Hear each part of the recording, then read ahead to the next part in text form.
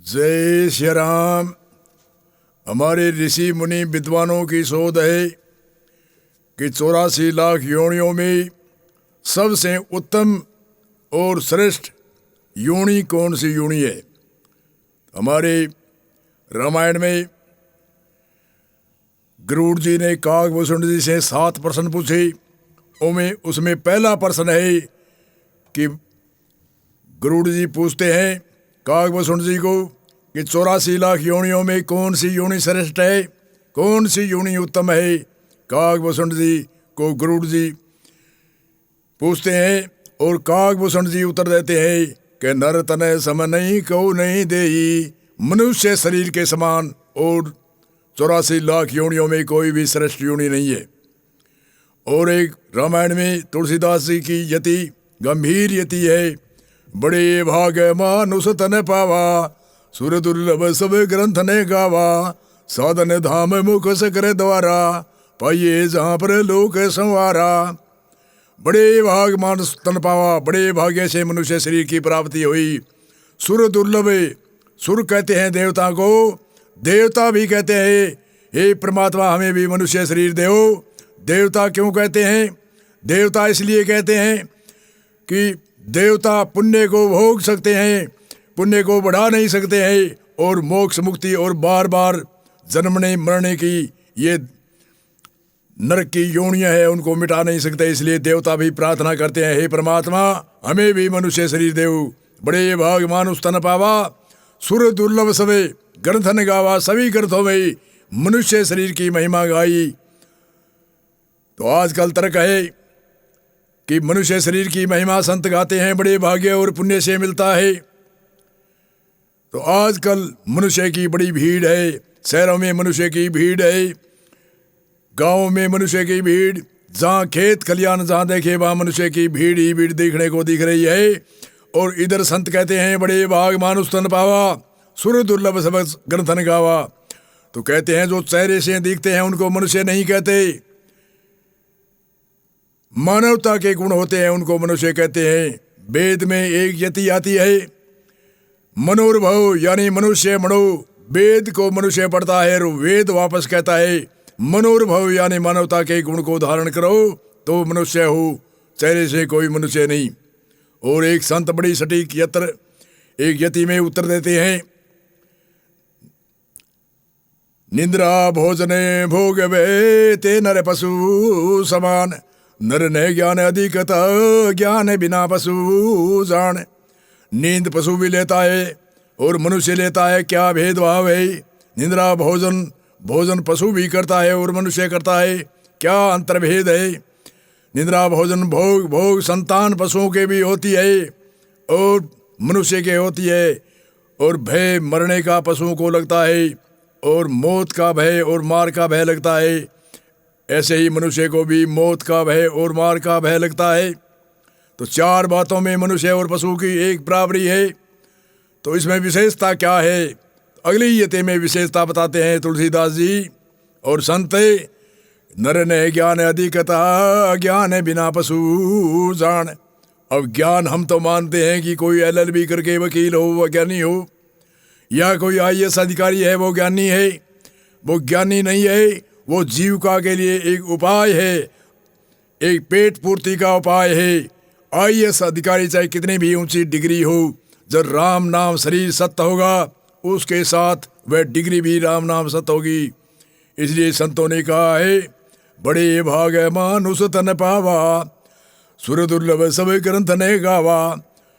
तो ये मनुष्य शरीर साधन धाम मोक्ष सकरे द्वारा, ये मनुष्य शरीर साधन का धाम है और मोक्ष का ये द्वारा है। साधन धाम मोक्ष सकरे द्वारा, पाइये जहाँ पर लोक संवारा। मनुष्य शरीर पा करके ये लोक भी सवारो और परलोक सवारो, ये संतों की यति और उनके प्रवचन कहते हैं। और एक संत 400 वर्ष पहले एक संत दास जी हुए, उन्होंने भी महिमा गाई है। संत दास नर देहे दुर्लभे पीछे दुर्लभे भेख, माँ दुर्लभ सतय गुरु मिलन पीछे दुर्लभे अलेख। संत दास नर देह दुर्लभ, मनुष्य शरीर बड़ा दुर्लभ है। भेक कहते हैं परमात्मा की प्रति आस्था होनी, जिज्ञासा होनी भी दुर्लभ है। महादुर्लभ सत्य गुरु मिलन पीछे दुर्लभ है अलेख है। और वस्तु तो संसार में दुर्लभ है, मनुष्य शरीर दुर्लभ है, और मन को जीतना दुर्लभ है, और मन के विषय को जीतना दुर्लभ है, और ध्यान धरना भी दुर्लभ है, और दृढ़ वैराग होना बड़ा दुर्लभ है।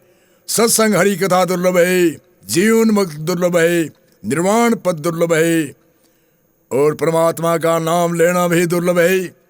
परंतु सतगुरु मिलना महादुर्लभ। और वस्तु तो संसार में दुर्लभ है, परंतु महादुर्लभ सतगुरु मिलन। सतगुरु मिलना महादुर्लभ क्यों है? कह लक्षणधारी सतगुरु मिलना महादुर्लभ है। ऐसे तो हम कोई धारणा धार करके कोई किसी से उपदेश लेवे बात अलग है, परंतु लक्षणधारी सतगुरु मिलना कहते हैं कि महादुर्लभ है। ब्रह्मवित ब्रह्म रूप हो ताकि वाणी वेद, भाषा यथवा सहस करते करे भरम वेद का छेद। ब्रह्मवित हो, ब्रह्म रूप हो, उन संत साधु महात्मा की वाणी ही वेद के तुल्य है। ऐसे महादुर्लभ सतगुरु मिलना दुर्लभ है।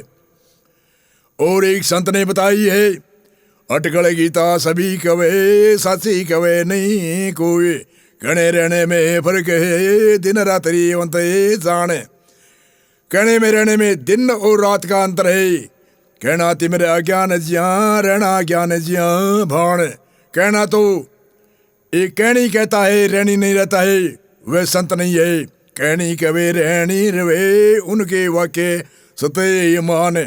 बिना रहनी कहनी कवे, उनके वाक्य ए प्रमाण। बिरला सकस रहनी रवे, लाखों में एक विदयवान। 10 लक्षण जिसे के कहूँ उसको रगरू पिछाण।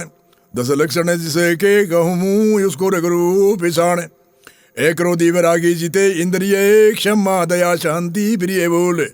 निर्लोभी दाता निडर सदा, शांति प्रिय यमोल। 10 लक्षण वाला सतगुरु योर समझ सबे टोले। 10 लक्षण वाला सतगुरु योर समझ सबे टोले। मनुष्य को नूरा रहना अच्छा, गुरु नहीं करना कच्चा। तो संतों ने बताया है बहुत सी चीज दुर्लभ है। कहते हैं संत समागम हरि कथा, संतों का समागम बड़ा दुर्लभ है। हरि कथा जो पापों को हरने करने वाली कथा है, जो आत्म अनुमोदन करने वाली कथा है, जो तत्व ज्ञान को कराने वाली कथा है, वह बड़ी दुर्लभ है। संत समागम हरि कथा, संतों का समागम प्रथम तो संतों का समागम भी दुर्लभ है। संत समागम हरि कथा जो पापों को हरण करने वाली कथा है, जो आत्म अनुमोदन करने वाली कथा है, जो तत्व ज्ञान कराने वाली कथा है। आजकल कथावाचक कैसे कथा करते हैं? नाटक चाटक से कथा करते हैं, ताम झाम से कथा करते हैं, नाच गाने से कथा करते हैं, और डिंगल कविताई करके पिंगल रहस्य को छोड़ करके डिंगल रहस्य से कविताई करके और नाच गाने से कविता करते हैं। उनको हरि कथा नहीं कहते। जो पापों को हरण करने वाली कथा है, तत्व अनुमोदन करने वाली कथा है, उन कथा को हरि कथा कहते हैं। इसी सूत्र में हम विराम देते हैं। आगे दूसरे सूत्र में हम बताएंगे, आगे गुरु के लक्षण और भी बताएंगे। इसी में विराम देते हैं। बोलो जय सिया राम, जय सिया राम, जय सिया राम।